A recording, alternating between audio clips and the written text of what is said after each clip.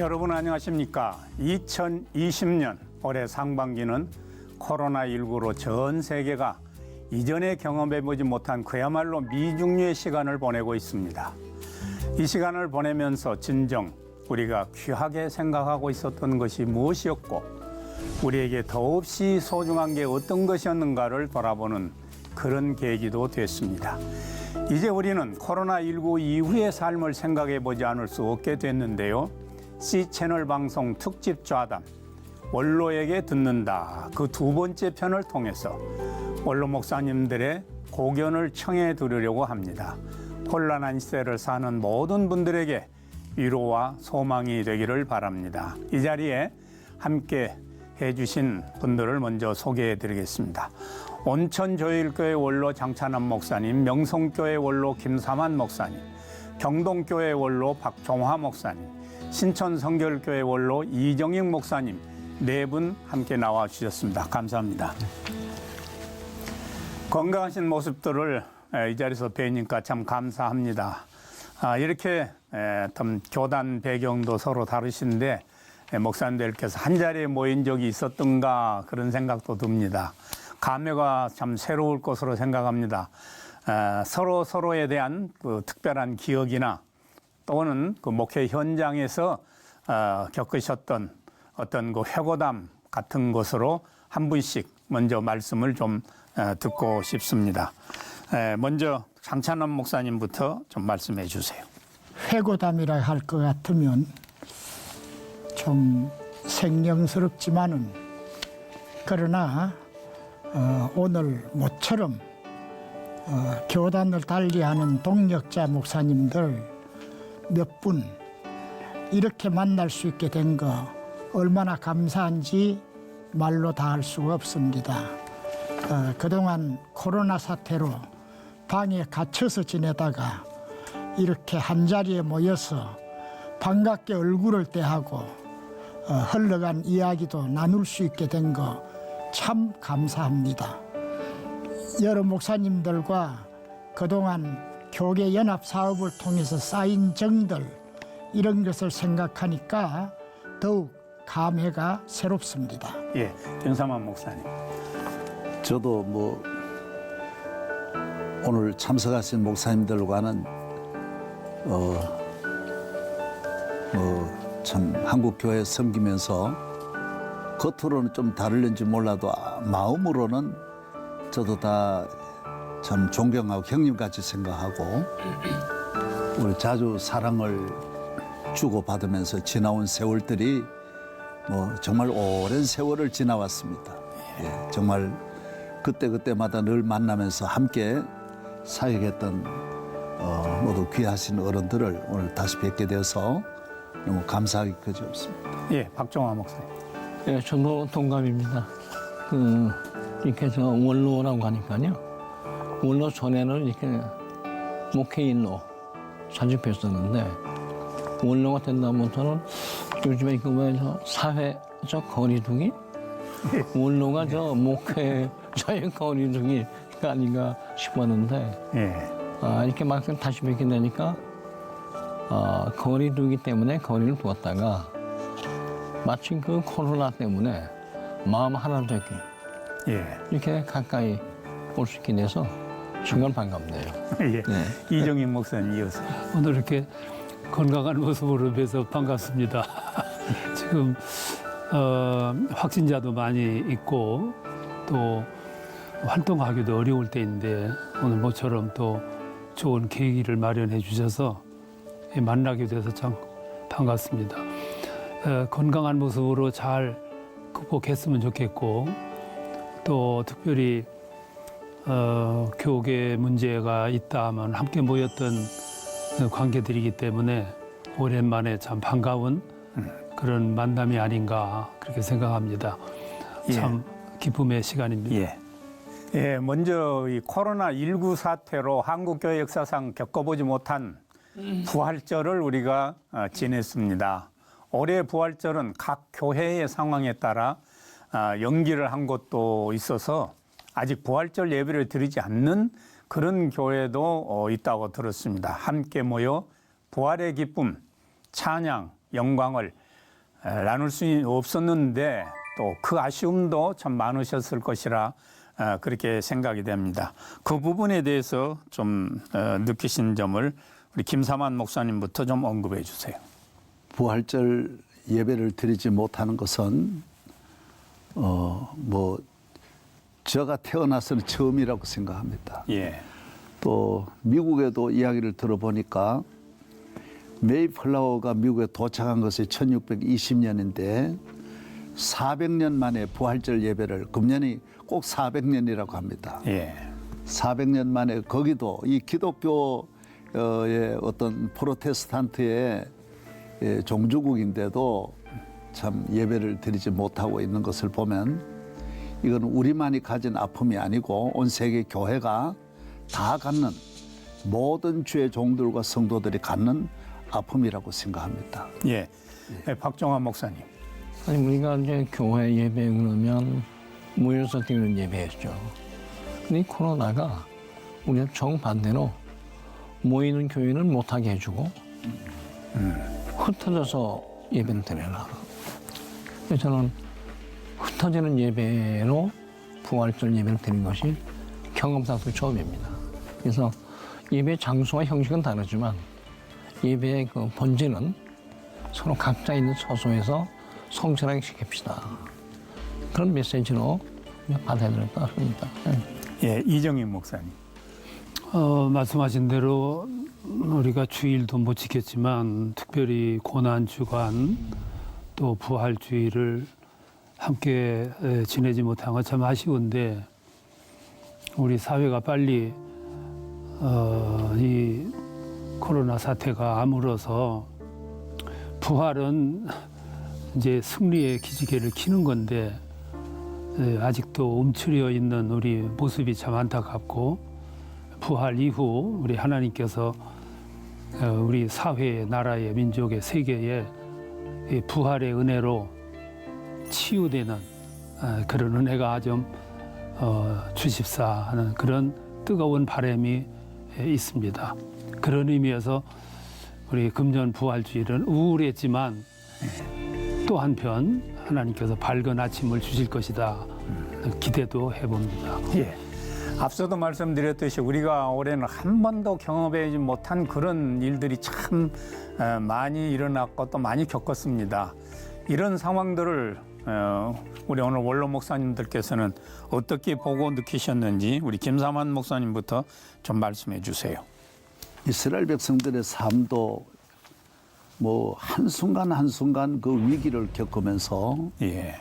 지나오고 또 우리 한국 교회도 일제시대 때나 6.25 사변이나 그 이후에도 정말 개인과 가정과 국가의 위기를 끊임없이 겪어왔습니다. 예. 그러나 지금도 저는 하나님 우리와 함께 하신다.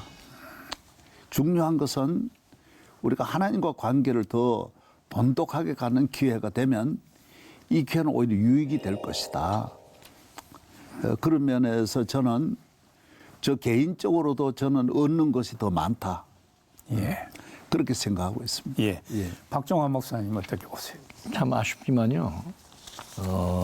예배의 장소가 바꿔졌습니다.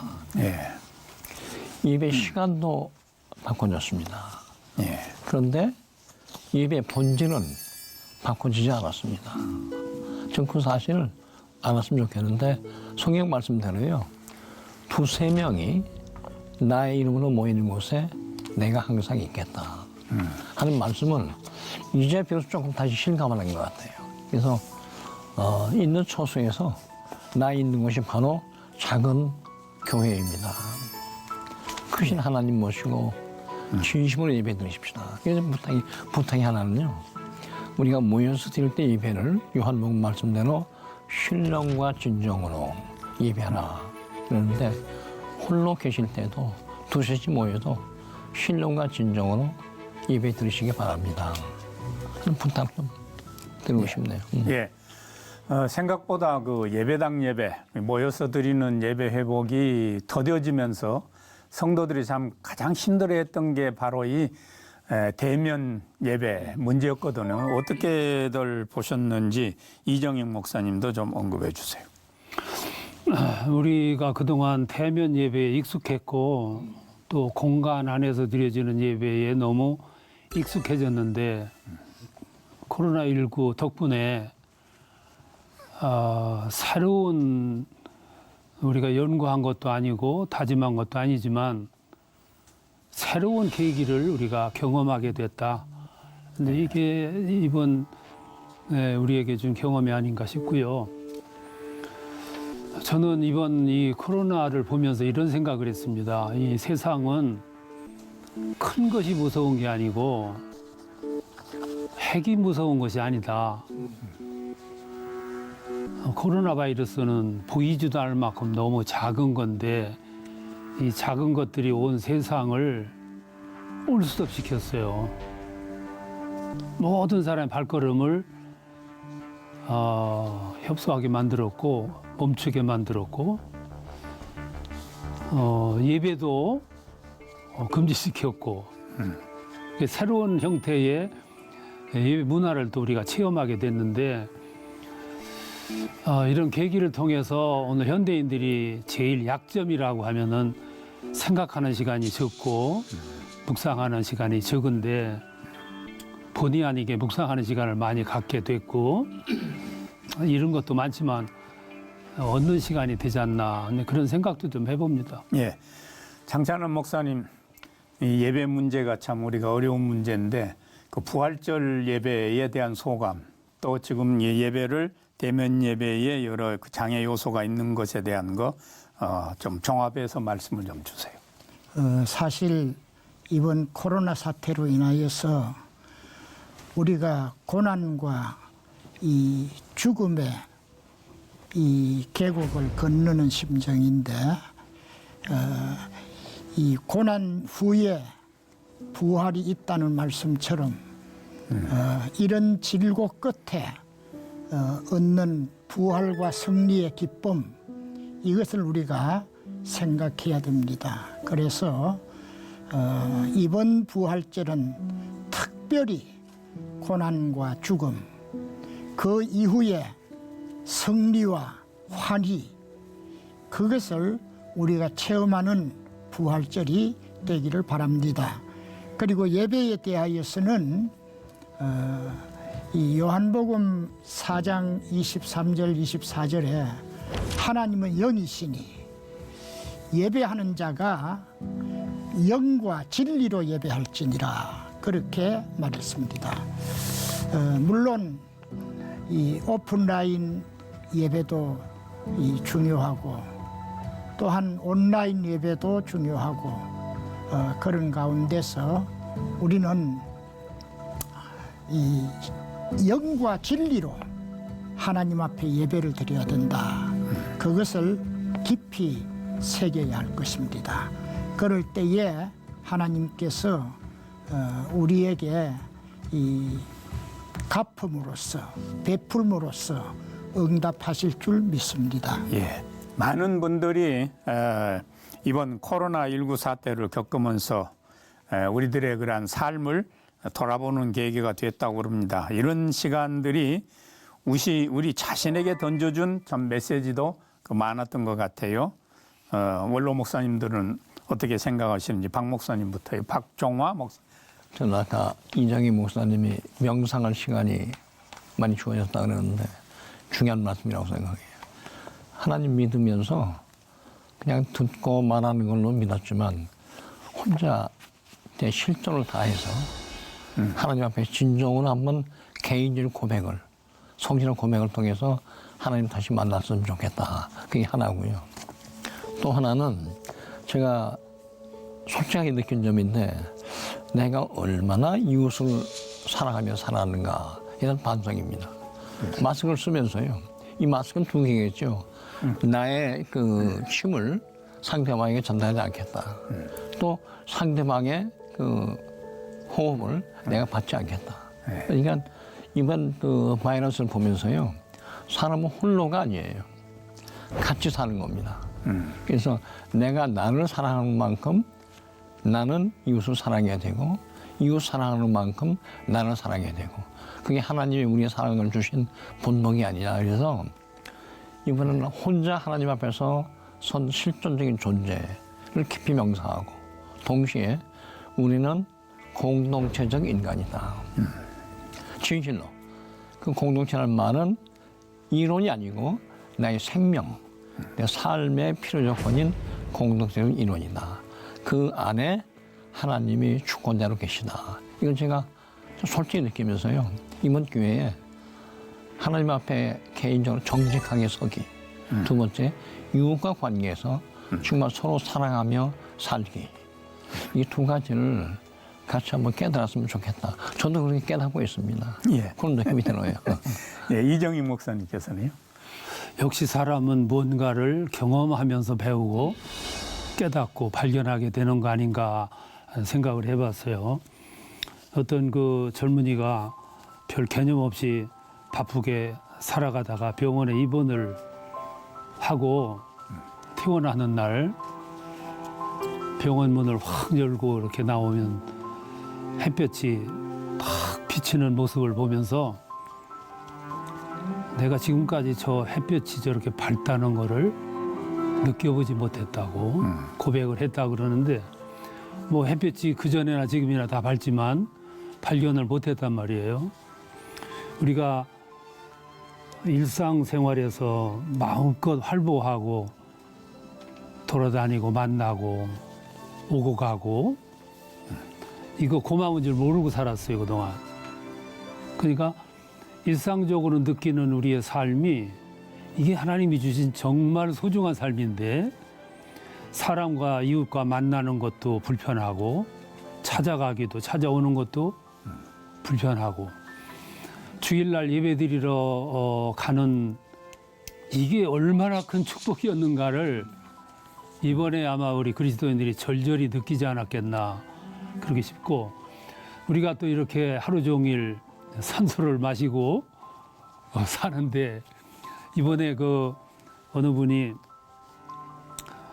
그 확진을 받고 입원을 했다가 산소기를 꽂고 오래 있어서 이제 치유가 돼서 나오는데 이 입원비를 받아보니까 산소 마신 값이 꽤 많더래요. 그래서 이분이 이제 한 말이 내가 지금까지 마신 게 더 많은데 값을 몰랐구나. 이거는 별거 아닌 것 같지만 더 중요한 거거든요. 그러니까 이런 환경을 통해서 사람들이 여물고 배우고 깨우쳐지지 않은가. 정말로 소중한 것 가운데 하나는 일상적으로 주었던 것들이 훨씬 더 소중했던 것이다. 이번 좀 그것이 발견됐다면 불행이지만 어려운 과정이었지만 축복이다. 그런 생각도 해봅니다. 예. 장찬원 목사님께서는 어떻게 보세요? 이런 천재지변을 당할 때에 늘 생각하는 것은 우리의 죄를 회개하는 그런 심정이 되어야 되겠다는 것입니다. 예. 그래서 어떻게 이런 재난이 오게 되었는가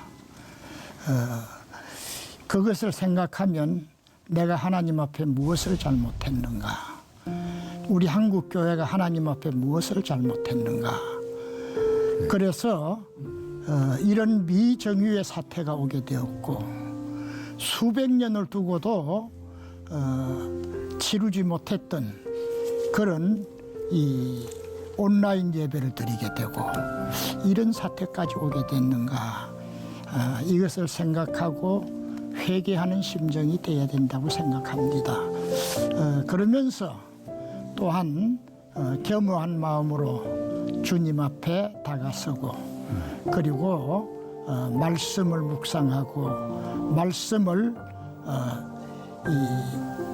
더욱 깊이 상고하는 그런 자리에 들어가야 되지 않겠는가 생각합니다. 예. 김삼환 목사님. 그래서 이번에 저는 바이러스가 설교자들을 설교 못하게 묶고 신방 못하게 묶고 너무 한국 교회 주의 종들이 바쁘게 또 우리 한국 교회가 바쁘게 살아온 지난 한 세기를 하나님께서 다음 세대를 준비하는 이 요한계시록 한 반시 요 기간이 너 성경으로 돌아가라, 기도로 돌아가라, 원래 베델로 돌아가라고 하는 하나님 메시지지 않느냐. 일절 다른 걸 못하게 묶어버리니까 그래서 저도 참 성령의 감동으로 저는 알고 있습니다마는 1월 달부터 신비하게 50년 동안 한 번도 그런 일이 없었는데 심야 기도를 몇 달을 시키고 그렇게 하시더라고요. 그래 이상하다. 나도 완고해서 잘 순종을 안 하는데 그래서 계속 이 밤 기도를 했어요. 그러니까 좀 하다 보니까 코로나도 오고 거기에 또 대처하면서 그다음 다른 기도도 이어가면서 1절 밖에 출입을 못하게 하고 해외도 못 가게 하고 해외에 있는 분 오지도 못하게 하고 기도의 골방으로 몰아가는 그 예수님께서도 이 군중을 피해가지고 자꾸 이렇게 혼자 하나님과 갖는 시간. 그래서 이 코로나가 결국은 이런 우리 주의 종들을 원래의 정체성을 회복할 때 하나님께서 합력할 선을 이루게 할 것이다. 정말 부활절처럼 결과는 좋을 것이다. 교회에. 교회는 더 좋은 모습으로 부활하지 않겠나. 저는 그런 믿음을 갖고 있습니다. 예. 코로나19 이전과 또 이후의 변화, 여러 면에서 생활을 비롯해서 또 의식까지 다 포함해서 그런 변화가 올 것으로 우리가 예상하는데 이전과 이후의 삶, 먼저 우리 한국 사회에서는 어떤 변화들이 생길 것인지 이정임 목사님부터 좀 언급해 주세요. 저는 이번에 이 코로나 이 사태를 보면서 이건 아마 일과성은 아닐 거예요. 앞으로 자주 올 겁니다. 2003년도에 사스가 왔습니다. 그리고 2015년도에 메르스가 왔고요.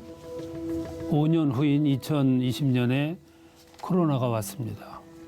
이제 얼마 있으면 또 오겠죠.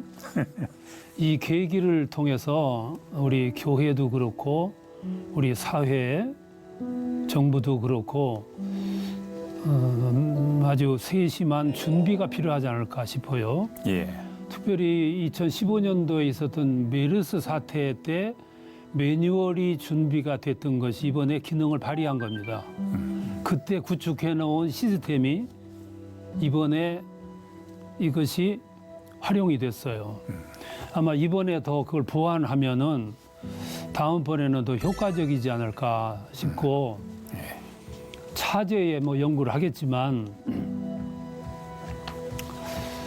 세계 여러 나라 가운데 이 방역 문제에 가장 잘했다는 나라가 대만이라고 그러는데 대만은 총통과 부총통이 감염병을 연구한 존스 홉킨스 대학을 나온 사람입니다.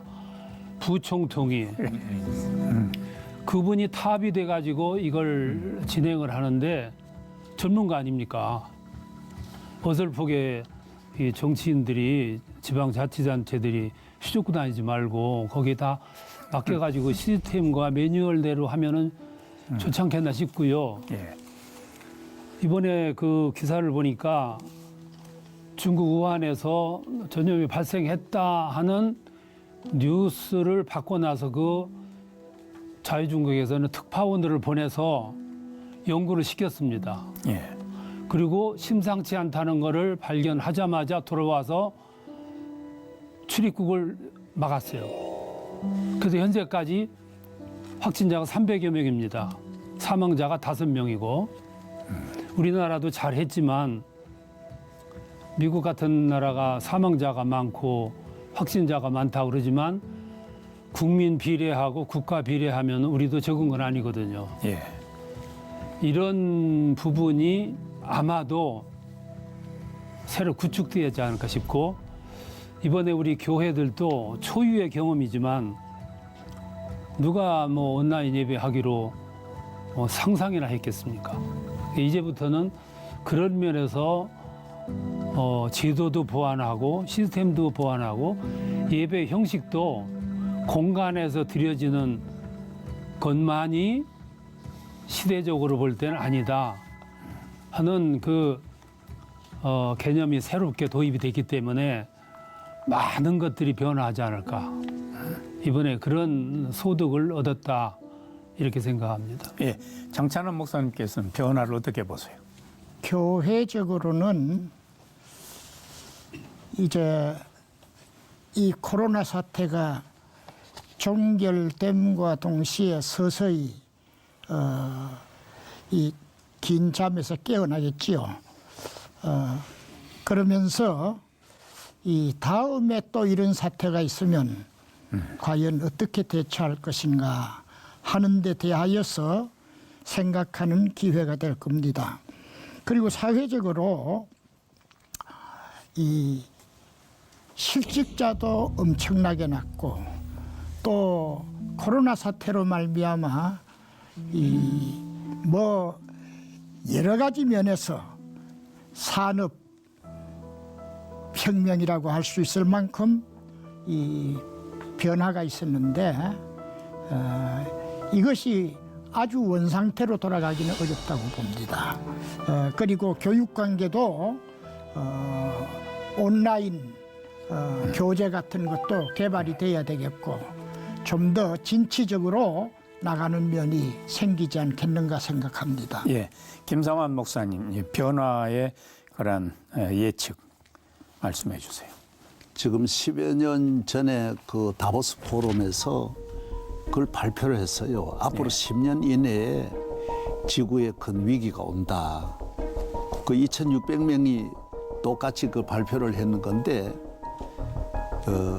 그 핵심이 우리 인간이 지금 가지고 있는 모든 힘과 능력으로는 문제를 해결할 수 없다라고 그렇게 발표를 했거든요. 예.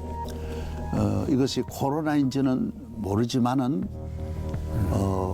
앞으로도 끊임없이 이런 위기가 올 것이고 미국은 진중한 공격과 9.11 테러보다는 지금까지 있었던 이 코로나의 피해가 3배나 많다고 합니다.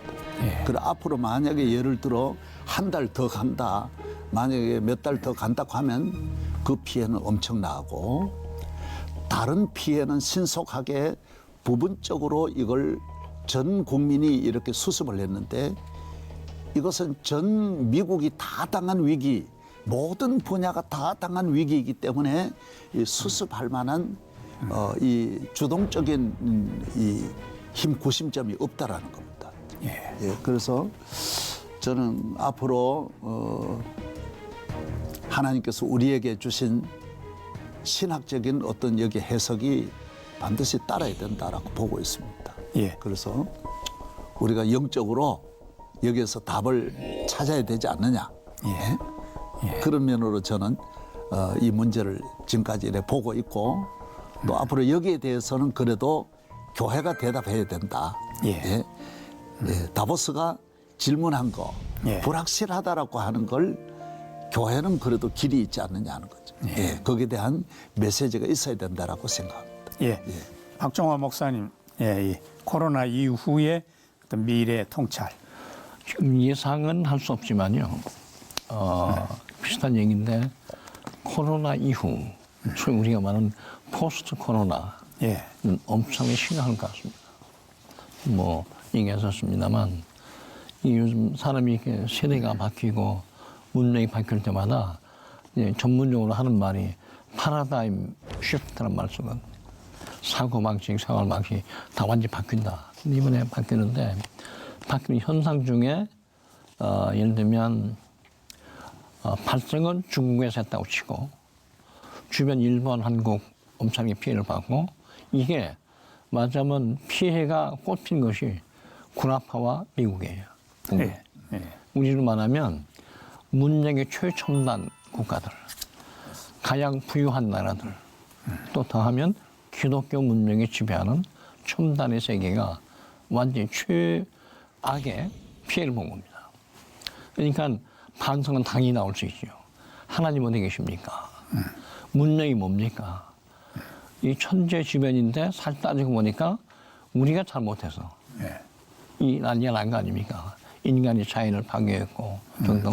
그러니까 이런 것에 대한 근본적인 질문과 아까 다보스 얘기를 하셨는데 질문과 함께 답변을 찾는 노력이 종교, 문화, 역사, 철학 다방면에서 있을 것 같고요. 또 하나 중요한 것은 이 코로나 바이러스가 핵무기보다 훨씬 강합니다. 예. 핵무기는 이념이 있고 전쟁이 있어요. 이것은 총칼 들지 않은 최악의 핵무기입니다. 예. 이념도 필요 없어요. 인종도 필요 없어요. 세계가 이렇게 오고 있는데 이 바이러스가 뭐냐. 그래서 앞으로는 제가 보기에는 바이러스 극복 신학, 예. 바이러스 극복의 철학, 안보가 나올 것 같고요. 또 하나 중요한 것은 우리가 그동안 그 경제 안보, 정치 안보, 군사 안보 얘기하는데 가장 중요한 것은 생명 안보다. 예. 생명 누구에게나 공통이다 하는 게 나올 것 같고요. 참고로 미안합니다만 이번 주 한국교회나 한국한테는 그런 가운데서는 하나님께서 축복과 동시에 사명을 주셨다 생각합니다. 솔직히 말하면 우리가 지금 잘해서 일단 우리의 치유 방식이 WHO가 주관해가지고 소위 ISO 국제 등급이 매겨져서 이제 KS 마크가 아니고 글로벌 스탠다드입니다. GS 마크가 됐다. 이거는 상상을 초월한 얘기입니다. 거기다가 저는 설 느낌이 한국에 마지막에 하나님 도움을 주셔서 IT 산업이 저 세계를 지배하는 식으로 올라가고 있고 K-팝 문화를 비롯한 문화예술이 아주 세계를 이렇게 흔들고 있고 거기에 이번에 의료 문제가요. 이 어려움을 지나는데 하나님이 이렇게 축복을 주시나 이런 생각이 들어요. 예. 그래서 이제 금년 2020년 아까 말씀하신 존스 홉킨스 대학이 이 의료에 관한 세계 모범인데 2020년 1월 달 발표한 세계 각국의 의료 지수가요. 대한민국이 9등이었습니다. 예. 미국이 1등이고요. 그리고 일본이 21등, 중국은 52등, 북한은 꼴찌에서 두 번째. 근데 이게 내년에 다시 발표할 겁니다.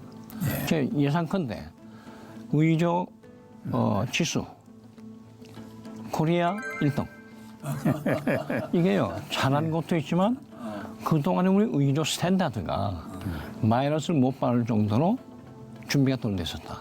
예. 근데 마침 한국이 과거 경험 살려서 잘해가지고 여기까지 올라왔는데 저는 너무 교만하지는 맙시다. 그러니까 너무 좌절도 하지 맙시다. 우리도 할 수 있습니다. 그래서 저는 이렇게 이제 의료까지 코리아를 통해서 하나님이 역사하시는구나. 이런 보면서요. 근데 한 가지 더. 세상이 말을 안 하는 한국 교회가 가장 짧은 시일 내에 선교 받는 교회에서 선교하는 교회로 발전시켜 주었습니다. 예. 거기다 내신을 우리가 같이 기여하는 그런 계기로 삼았으면 교회도 좋겠다. 하나 예. 예. 김삼환 목사님. 오늘 지금 박정구 목사님이 지금 편을 진행하고 계시는데 사실 박 목사님은 미래 한국 교회에 대한 책을 많이 쓰셨습니다. 그래서 내가 그 책을 많이 읽어봤거든. 그래서 한번 좀 본인이 바로 말씀하는 게 쉽지 않으니까 제가 좀 기회 드리는데 이 문제에 대하여서 지금까지 우리가 의논한 논의한 이 문제에 대해서 박 목사님 소견을 한번 말씀해 주시면 좋겠습니다. 예. 이 얘기하지 말라고 사회를 시키는데 예. 예, 미래 학자들의 그런 통일된 견해는 항상 그렇습니다. 이 거대 담론 앞에서 불확실한 것 말고는 확실한 것이 아무것도 없다. 예. 우리가 지금 논의도 간간히 했습니다마는 4차 산업 또 혁명 그다음에 AI 인공지능 기기 시대. 그래서 현재 인간이 갖는 지능을 뛰어넘는 그런 로봇 인간을 만든다. 그랬을 때는 인간이 그 로봇 인간의 그런 종속된 그런 미래가 오지 않겠느냐. 그런데 미래학자들의 공통된 견해는 또 그렇습니다. 영적인 문제, 그 다음에 어떤 높은 예술적 창발성, 이런 건 답이 없다. 과학에서도 그 답을 못 내놓고 있다. 모든 과학을 다. 그래서 이 미래 학자들도 그런 부분에 대해서 이제 조금 각성하는 또는 그 통찰의 차원을 좀 더 높이는 그런 계기가 오지 않겠는가 생각을 해서 긍정적으로 보면은 우리는 그런 전능하신 그 하나님의 그 통치, 주권 아래로 관심을 갖고 세상 모든 학문도 모든 기술도 돌아오는 그런 세대, 즉 로고스와 영성이 완성되는 그런 미래, 이런 걸로 이제 성서적인 그런 세계관으로 봤을 때는 매우 낙관적이고, 또 이제 디테일한 현실, 우리가 서 있는 실존의 현장에서도 교회는 이 모든 것을 앞으로 해결할 수 있는 정답이다. 근데 교회를 사회에서 보는 것처럼 교회가 그렇게 작은 것이 아니다. 그래서 교회는 당신이 생각하는 것보다 크다. 뭐 그런 말도 있지 않습니까? 그래서 교회의 역할, 이 영적인 문제, 영적인 세계의 그러한 그 비중이 앞으로 우리 피부에 와 닿도록 그러한 큰 도전 앞에 우리가 직면하게 될 것이다. 그래서 우리 한국 교회가 해야 할 일들이 매우 그 지평이 넓어질 것이다. 그렇게 봅니다. 예, 이번에도 우리가 이 사태를 겪으면서 아르바이트를 하는 분들이나 자영업, 소상공인 분들에게는 너무 힘든 시간이 많았습니다. 이미 4차 산업혁명 시대를 예측한 그런 부분도 우리가 언급이 됐습니다만, 그 필연적으로 대두될 것이 이게 일자리 문제인데요. 실직 문제지요. 한국 사회가 이런 문제에 대해서 도 좀 대비할 수 있는지, 김삼환 목사님. 실직이 가장 핵심이라고 봅니다. 예. 그래서 이번에 그 코로나 바이러스의 도미노는 첫째 경제라고 보고 있습니다. 그래서 예. 지금 중국이 오늘까지 2억 정도 실직자가 나왔고, 예. 미국은 한 주간에 500만씩 이렇게 벌써 나온다고 해서 우리나라도 뭐 지금 대기업 하나가 없어졌다라고 하는 이런 이야기를 오늘 기사에도 보았습니다. 예. 그래서 이거는 우리가 역시 풀 주제는 아니라고 봅니다. 이제 예. 그런 이 아픔을 우리가 얼마나 함께 하느냐, 위로하고 우리 교회 차원에서 이제 그분들을 얼마나 품고 격려하고 다음 기회를 만들어 주느냐, 이게 중요하고, 여기에는 우리나라에서 그동안 몇십 년 동안 있었던, 역시 일자리는 기업이 만드는 건데 예. 기업가에 대한 배려가 너무 부족했다. 적어도 정치하는 분들이 내가 나라를 살리는 것이 아니라 역시 먹이고 살리는 거는 기업가가 하는 건데, 그들에게 일정한 법의 테두리 안에서 하는 일은 긍정적으로 봐야 되지 않느냐. 좀 이 격려하는 문화, 기업가에게 대해서 등을 좀 밀어주고 두들겨주는, 칭찬해주는 문화가 앞으로 있어야 이 코로나 이후에 실직자에 대한 문제를 더 축소할 수 있다. 저는 정말 그 정치인들이 좀 그런 면으로 앞으로 좀 접근을 적극적으로 해주셨으면 하는 그런 마음이 있습니다. 예. 박종환 목사님. 저는 전문가가 아니라서 뭐 이 일자리 잘 모르긴 한데, 바람이 있다면요, 코로나 사태가 일단 진정이 돼서, 부분적으로 진정이 돼서 기업이나 또 이런 게 다 살아나고 일자리 돌아가는 일도 있긴 있을 겁니다. 그러나 옛날의 회귀는 어렵다. 이미 많이 깨졌고 변했습니다. 그러니까 과거를 다시 좋은 의미로 미래지향적으로 재건하는 작업을 빨리 해서 그나마 실직을 다시 취직으로 살리고 이런 일이 계속해야 되는데 그거는 단기적인 작업일 뿐이고요. 중장기적으로 새로운 거 해야 되는데 제가 청구가 봐 작년 5월에 직접 들은 얘기 하나 전하고 싶은데 중국의 알리바바 회사 있잖아요. 예.